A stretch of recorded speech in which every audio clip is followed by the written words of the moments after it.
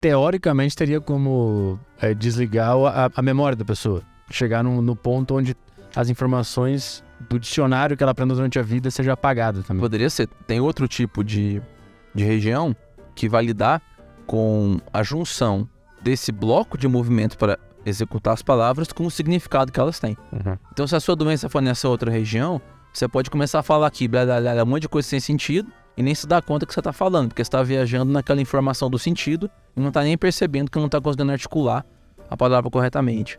Ou então você pode ter um AVC na parte da fala que é para articular, então você quer falar garrafa, mas não sai a palavra, é até angustiante para quem passa por isso. Ou você pode ter um AVC numa outra região em que a pessoa ela não sabe muito bem o que ela está querendo falar. Uhum. Agora, a memória já é um conceito muito mais complexo. Lembra que eu te falei que aquela questão do cérebro ser fechado como se fossem gavetinhas e cada uma faz uma coisa? Em algum momento a gente pensou que tinha. Quando eu falo a gente, eu quero dizer, às vezes, a neurociência, tá? Às vezes não quer dizer que eu vou lá e faço isso. Uhum. Mas a gente, como interessado nessa área, achou que estava num pedaço. E depois a gente percebeu que não, memória não está ali numa gavetinha. A memória é justamente esse reforço de comunicações que você fez várias e várias vezes entre regiões cerebrais diferentes. Então, pensar que vai ser que nem um Matrix, que você vai colocar um programa de uma memória para você, quem sou eu para adivinhar o futuro? Mas é muito mais complexo do que parece. Não é que nem você pegar num computador, você pode colocar ali uma placa ou instalar um aplicativo que vai ocupar aquele espacinho e a partir de então o computador lê aquilo e faz igual. A memória, quando você fala garrafa e quando eu falo garrafa, a memória é completamente diferente. Só é igual o acordo em que nós chegamos socialmente de que essas sílabas garrafa colocadas juntas, chamado garrafa, querem dizer isso daqui. Mas como cada cérebro criou essa informação é único. É totalmente diferente.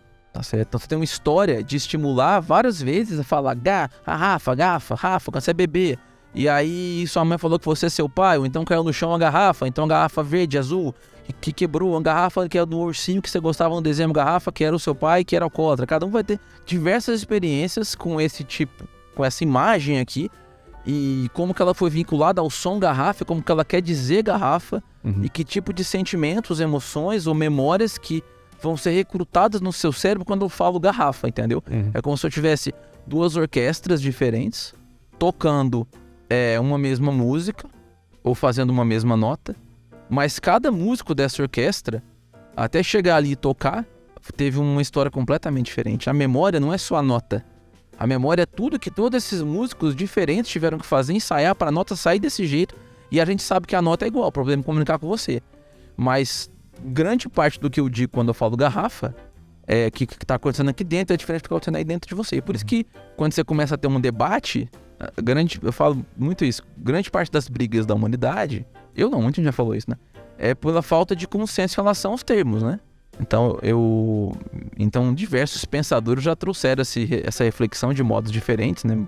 Muito antes. Mas que o motivo de conflitos muitas vezes é porque quando eu falo garrafa, justamente eu tô pensando, às vezes, não só nisso aqui, mas porque garrafa pra mim é uma coisa boa, porque me lembra um suco de laranja que a minha avó fazia. Às vezes pra você garrafa é uma coisa ruim, um dos pontos do significado de garrafa pra você, porque você tinha um parente que te batia, era alcoólatra porque tinha uma garrafa. Então, quando eu falo garrafa, parece que é a mesma coisa, a gente começa a discutir garrafa é bom, garrafa é ruim, mas às vezes é porque o que eu tô chamando de garrafa não é exatamente o que você tá chamando de garrafa. Então o cérebro tem isso, e tem essa complexidade. E mexer nessa complexidade da memória é uma das últimas etapas, entendeu?